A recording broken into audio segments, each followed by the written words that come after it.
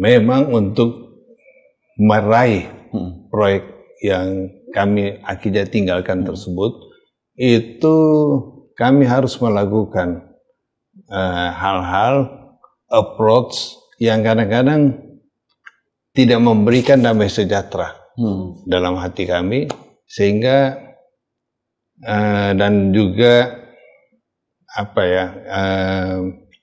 adalah masalah hukum yang harus kami hadapi apabila hal itu diungkap, sehingga kami melepaskan pekerjaan tersebut.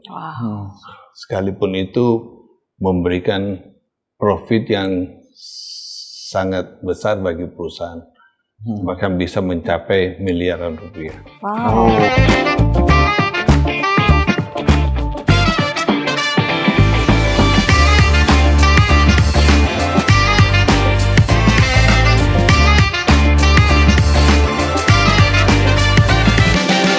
Shalom, welcome to Marketplace Wisdom. Masih bersama saya Fandi dan ditemani oleh saya Tia. Tentunya senang sekali dalam episode kali ini kami bisa membawakan topik yang luar biasa untuk Anda semua. Masih di GMS Makassar gitu ya.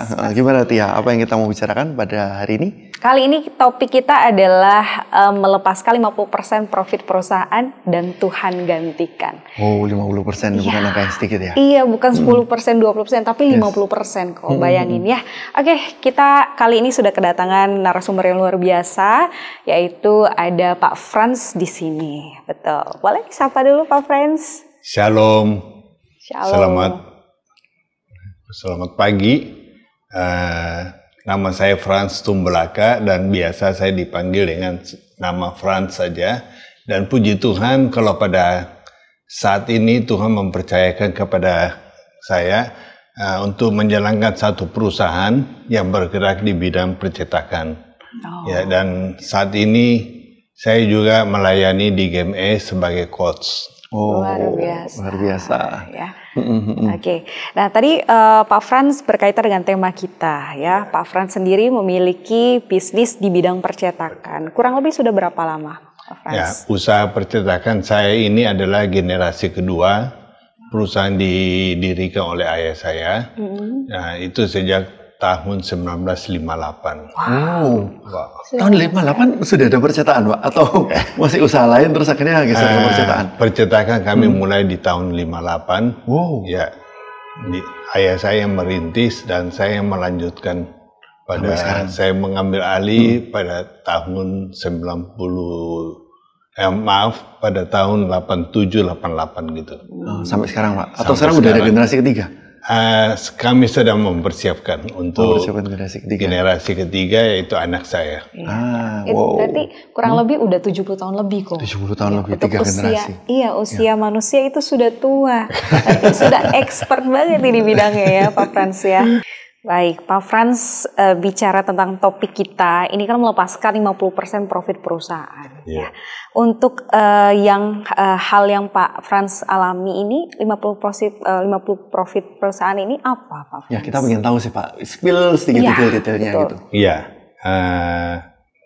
sebelumnya kami biasa mengerjakan pekerjaan-pekerjaan pengadaan, tetapi untuk mendapatkan proyek tersebut memang ada hal-hal yang harus kami lakukan, di mana itu tidak sesuai dengan value-value yang diajarkan di dalam kekristenan kami, dan barangkali itu juga bisa membawa kami kepada masalah hukum di kemudian hari.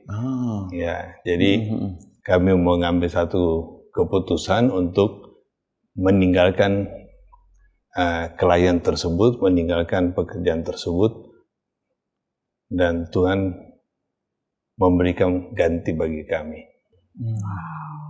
Itu kalau boleh lebih detail lagi seperti apa ya Pak? Maksudnya biar teman-teman di sini juga bisa ada sedikit gambaran gitu Pak. Maksudnya apakah itu benar-benar perbuatan yang melanggar hukum seperti itu atau seperti apa gitu ya? Karena bagaimanapun di luar sana ada banyak godaan-godaan juga ya. Gitu mau cepat kaya ya udah lewat jalan pintas yang misalnya melanggar hukum itu juga nggak apa-apa gitu. Tapi apa yang Bapak alami?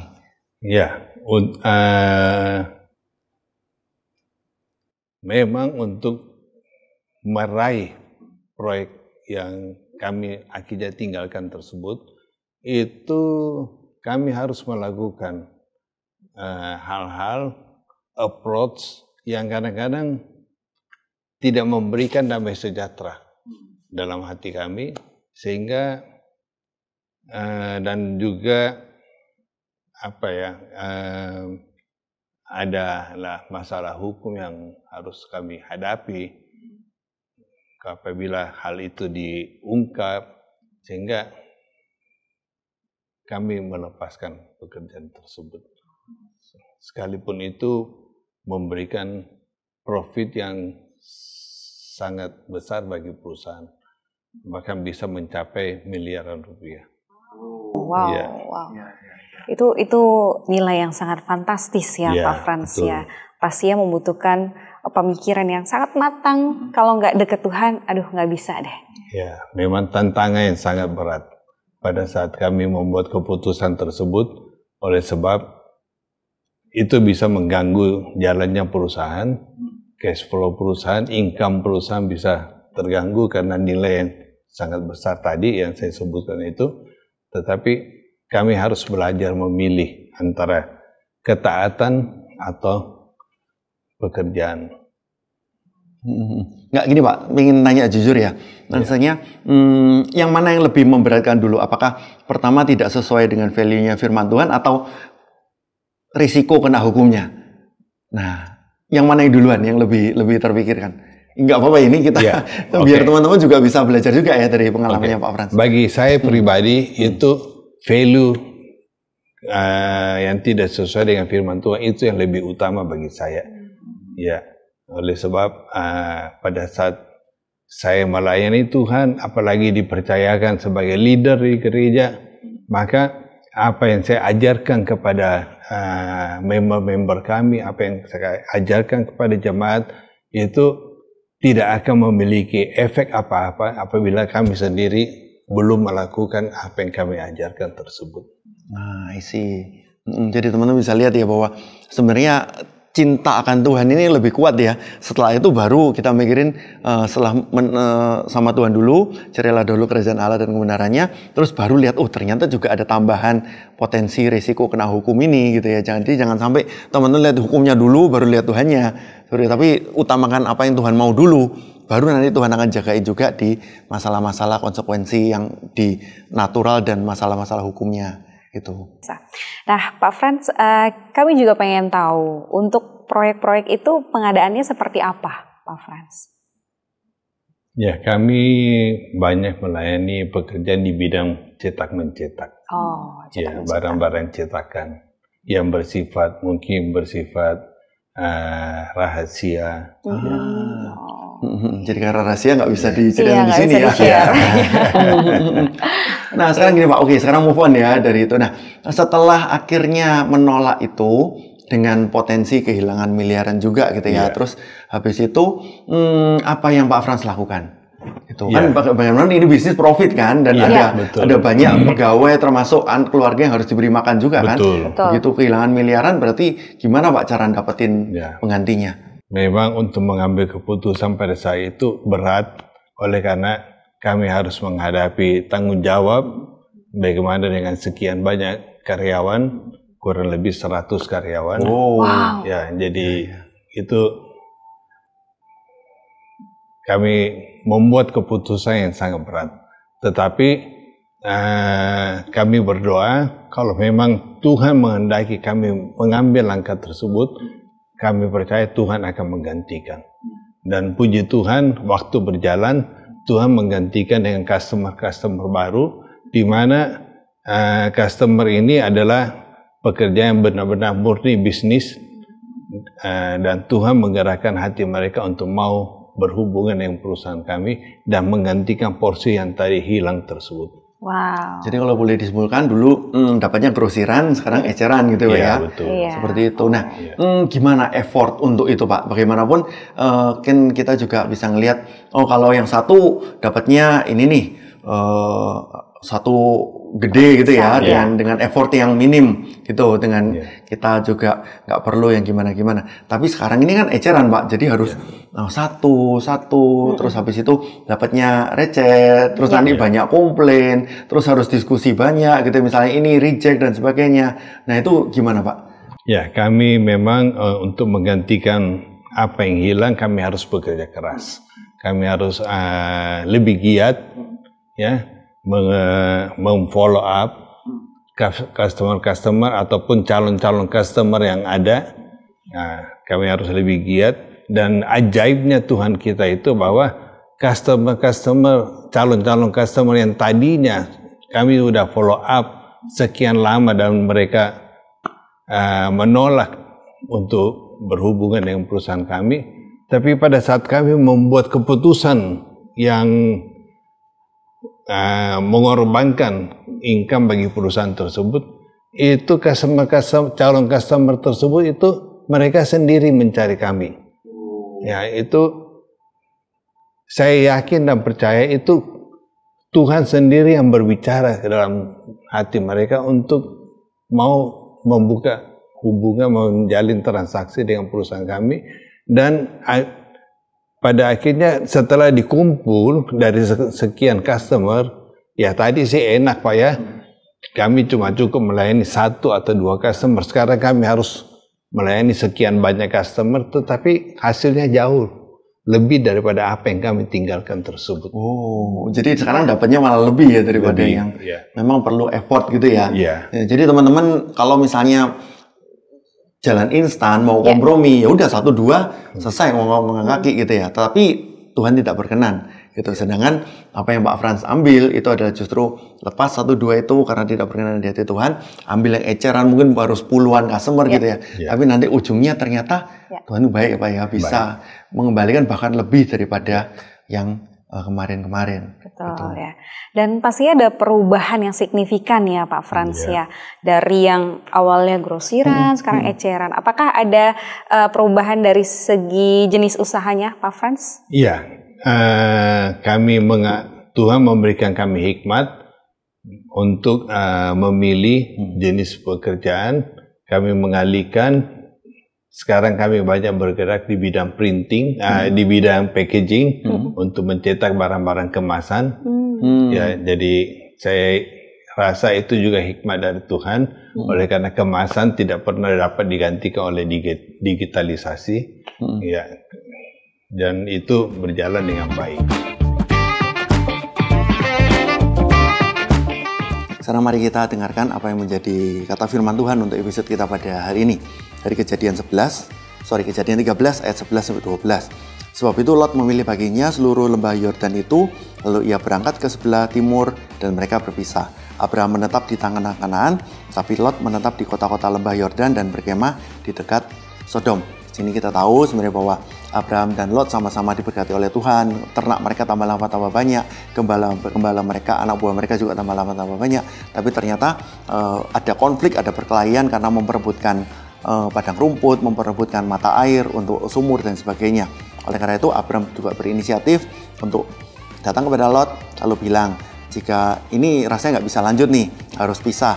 Sekarang Lot pilih aja dulu, kalau Lot ke kanan, saya ke kiri. Kalau Lot ke kiri, saya ke kanan. Dan Lot pada waktu itu dikatakan di ayat yang ke-10, lalu Lot melayangkan pandangnya dan dilihat bahwa seluruh lembah Yordan banyak airnya seperti taman Tuhan, seperti tanah Mesir sampai ke Soar.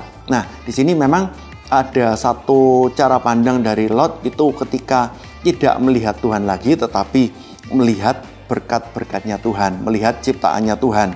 Tuh, seperti tamannya Tuhan, tapi bisa jadi Tuhan tidak ada di situ.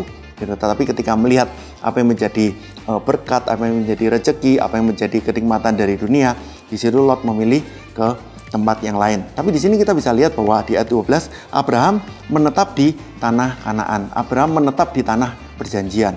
Harusnya kita bisa melihat bahwa ini sikap hati yang benar. Ketika Abraham menetap di tanah perjanjian, apa yang sudah menjadi satu covenant, perjanjian antara Tuhan dengan Abraham, dan di situ Abraham tinggal di situ. Abraham duel itu yaitu Abraham tinggal, Abraham menetap, Abraham tidak kemana-mana, Abraham ada di dalam hadirat Tuhan, dalam perkenanan Tuhan. Sedangkan kita tahu ceritanya nanti Lot akan habis-habisan di Sodom dan Gomora, bahkan itu seperti orang yang cuman bawa baju yang melekat di badan. Semua ternak, gembalangannya semua pada musnah, dihukum oleh Tuhan di Sodom. Oleh karena itu mari kita sama-sama bisa melihat kalau misalnya kita mau damai sejahtera, kita punya kasih, kita punya sukacita, tetap ada dalam hadirat Tuhan, tetap ada dalam tanah ketaatan, tetap ada dalam tanah perjanjian dengan Tuhan, dan Tuhan akan jaga ini tuh semua. Dan selama kita mau bekerja keras, menyerahkan semuanya ke dalam tangan Tuhan, Tuhan pasti akan memberkati kita semua. Tuhan Yesus memberkati.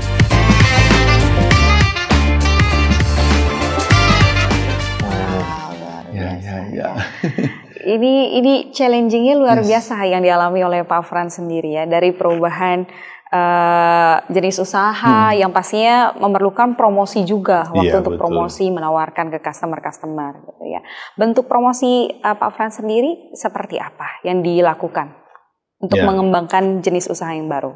Ya, kami merekrut tenaga-tenaga pemasaran yang andal sehingga mereka bisa memfollow up lebih bagus lagi kepada customer dan juga ke dalam kami juga meningkatkan kualitas kerja kami. Nah, kami mengganti peralatan-peralatan yang tadinya mungkin semi konvensional menjadi peralatan yang lebih modern, peralatan yang lebih dapat mengikuti tuntutan pasar sehingga kami bisa terus eksis di bidang pekerjaan kami. Biasa. Jadi dengan dengan segala pengalaman gitu juga ini kan Pak Frans juga generasi kedua gitu ya Pak ya. Itu juga nanti akan diteruskan oleh generasi ketiga, itu tidak membuat jadi zona nyaman gitu ya, tapi justru memang ada yang perlu penggantian mesin dan sebagainya, itu yang Pak Frans lakukan. Seperti itu. Luar biasa. Pak Frans tadi juga sempat mention bahwa beliau sudah menyiapkan untuk generasi pengganti Pak Frans sendiri. Ya, apakah itu hal yang sulit untuk dipersiapkan dari segi orangnya ya, yang menggantikan? Aduh, ini ada perubahan usaha nih, saya perlu PR atau effort lebih akhirnya. Bagaimana Pak Frans sendiri menyiapkan generasi penggantinya? Ya. Puji Tuhan bahwa anak saya yang akan melanjutkan apa yang sudah kami kerjakan, bahwa dia juga sangat interested, dia sangat tertarik dengan pekerjaan ini, sekalipun awalnya tadi karena dia kuliahnya di luar negeri dan dia sudah bekerja di luar negeri, sudah memperoleh income sendiri, tetapi pada saat kami berikan pengertian, kami ajak dia untuk balik. Ya, siapa yang mau melanjutkan usaha ini kalau bukan dari anak kami? Ya, dan dia mau balik dan dia tertarik dan dia juga sangat membantu dengan ide-ide yang kreatif ya. Anak muda biasa memiliki ide yang luar biasa ya, yang mungkin kita sebagai orang tua tidak terpikirkan, tetapi mereka anak muda memikirkan hal tersebut. Dan puji Tuhan, saya sangat senang bahwa anak saya sangat mendukung apa yang kami kerjakan. Seberapa besar ruang yang diberikan oleh Pak Frans kepada anaknya Pak Frans? Bagaimanapun soalnya harus diakui bahwa tidak semua orang tua itu, apalagi ini dalam perahu yang sama ya Pak ya, dalam bisnis yang sama. Kadang dalam bisnis yang sama mungkin pelurunya terbatas gitu ya. Itu begitu anak muda balik dari luar negeri terus mau membuat perubahan yang radikal gitu. Pak, saya butuh ini, butuh baja segini, butuh baja gitu. Saya perlu misalnya yang senior nggak perlu saya cut dan sebagainya. Nah, itu kan bagi Pak Frans kan ini akan ini bisnis saya mau dibawa ke arah mana gitu, pasti menggoncang zona nyaman kan. Sedangkan anak muda punya harapan, saya mau membesarkan perusahaan lebih dan lebih lagi, dan itu harus dilakukan dengan A, B, C, D, E.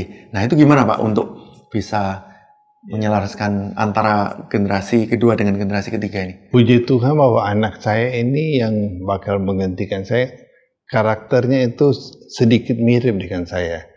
Jadi dia lebih tenang.